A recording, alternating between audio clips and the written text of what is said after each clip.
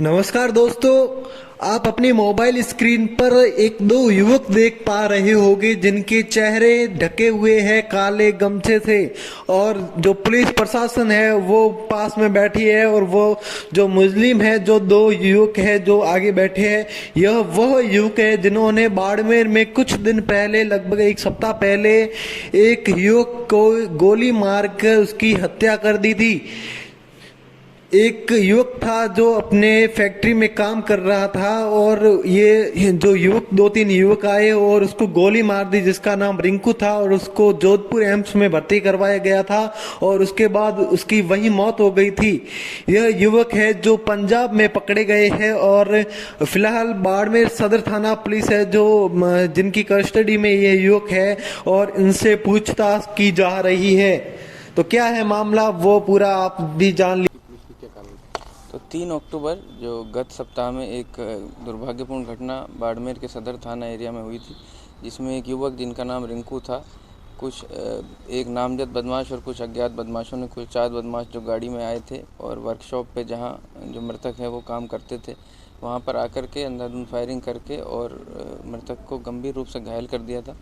जिसके बाद संपूर्ण ज़िले में नाकाबंदी कराई गई थी और जो आरोपी थे, जो नामजद और जो अज्ञात आरोपी थे, उन सभी की सघन तलाश हम लोगों ने शुरू कर दी थी। इसी दौरान जो घायल युवक थे जिनका नाम रिंकू है, वो जहर इलाज एम्स जोधपुर में उनकी मृत्यु भी हो गई थी, जिस कारण से इस प्रकरण में हत्या की धाराएं ईजाद की गई थी। पूरे ज़िले की जो सर्वश्रेष्ठ पुलिस अधिकारी और कर्मचारी थे, उनको इकट्ठा करके एक टीम हमने गठन की थी, जिसको तकनीकी आसूचना और मानव आसूचना के आधार पर ये ज्ञात हुआ था कि जो अज्ञात मुलजिमान हैं वो सब कहीं पंजाब के विभिन्न ज़िलों में छुपे हुए हैं। उस टीम को रवाना किया गया।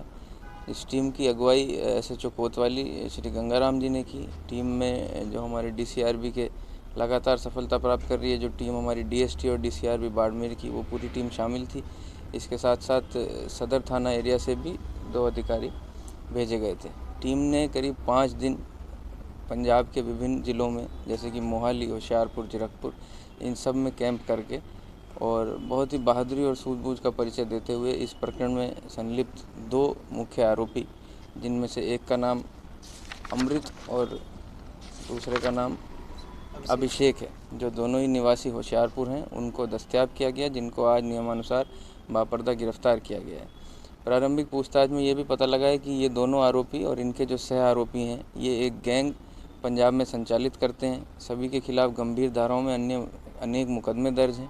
इनमें से एक मुख्य आरोपी जो रघु है, वो पंजाब पुलिस की पैरोल से फ़रार चल रहा है, और वो अपनी फ़रारी यहाँ बाड़मेर में छद्म नाम रख कर के काट रहा था, जिसके द्वारा ये गंभीर वारदात जो है उसकी पूरी प्लानिंग की गई, जो इसका पूरा मास्टरमाइंड था। जो गिरफ्तारशुदा 2 मुलजिम हैं, ये होशियारपुर मॉडल टाउन थाने में हत्या के एक और गंभीर प्रकरण में, जिसमें एक युवक की इनके द्वारा हत्या की गई थी, उसमें भी वांछित हैं, और पंजाब पुलिस यहाँ से उनको गिरफ्तार करके ले जाएगी। इनसे प्रारंभिक पूछताछ में ये भी सामने आया है कि जिस तरह से जो मृतक है और जो मुख्य आरोपी है, वो काफ़ी समय से एक साथ रह रहे थे, उनका अच्छा परिचय था, तो इनकी लेन देन को लेकर के कुछ बहस हुई थी, और जिसमें आवेश में आकर के इस वारदात को अंजाम दिया गया है। सर, अभी तक की पूछताछ में सर कितने आरोपी इसमें सामने आए? अब तक की पूछताछ में कुल 4 आरोपी इसमें सामने आए हैं, और जो एक गाड़ी है वो आइडेंटिफाई हो गई है, 2 मुख्य आरोपी गिरफ्तार हो गए हैं, और इनसे प्रारंभिक पूछताछ में जो शेष आरोपी हैं उनके बारे में अहम सुराग भी हमें मिले हैं, जिसके आधार पर जल्दी ही शेष गिरफ्तारियां भी पूरी कर ली जाएंगी। सर, ये भी सूचना आई थी कि ये यहाँ पर कोई इसमें क्या इस तरीके का अवैध धंधे में भी संलिप्त थे, तो क्या इस तरीके की चीज़ें भी आई? जैसा मैंने बताया कि ये बड़े संगठित अपराधी हैं, अवैध हथियार रखने के आदी हैं, नशे का कारोबार करने के भी आदी हैं, और इस बात से इनकार नहीं किया जा सकता है कि जिस दौरान ये लोग बाड़मेर में रहे हैं, इन्होंने अवैध नशे के कारोबार का प्रयास किया। सर, बाकी जो मुख्य आरोपी है जिसको आपने बताया चंदन नाम से, जो रघु था, उसकी गिरफ्तारी को लेकर भी क्या विशेष? उसके बारे में अहम सुराग इन लोगों से मिले हैं। हालांकि वारदात करने के बाद ये अलग अलग दिशाओं में पकड़े ना जाने की नीयत से फरार हुए थे, और अभी जो हमें सफलता मिली है, इनको होशियारपुर से गिरफ्तार करने में मिली है। जल्दी बाकी शेष को भी गिरफ्तार कर लिया जाएगा। सर, कई ऐसे लोग हैं जो बाहरी राज्य से यहाँ रह रहे हैं, उनके लिए ऐसा क्या नहीं? ये मैं आप लोगों के मार्फत अपील भी करना चाहूँगा कि जिस तरह से इस वारदात में जो अपराधी शामिल थे वो लंबे समय से बाड़मेर इलाके में किराए का मकान लेकर के रह रहे थे। यहाँ तक कि उन्होंने यहाँ कई व्यापार भी शुरू कर रखे थे। तो इस मामले में जो लोग अपने मकान किराए पे देते हैं, गाड़ियाँ किराए पे देते हैं या अपने व्यापार के लिए कोई इलाका किराए पे देते हैं, वो इस चीज़ का विशेष ध्यान रखें और आवश्यक रूप से निकटवर्ती थाने पे आकर के किराएदार का पुलिस वेरिफिकेशन कराएं। सर इसमें कुछ पुलिस ने जब्त भी किया है क्या, उनके पास हथियार वगैरह इस तरीके के? अभी इनको बापरदा गिरफ्तार करके जुडिशल कस्टडी में भेजा गया है। इसकी पीसी रिमांड ली जाएगी जिसके दौरान हम जब्तियाँ करेंगे।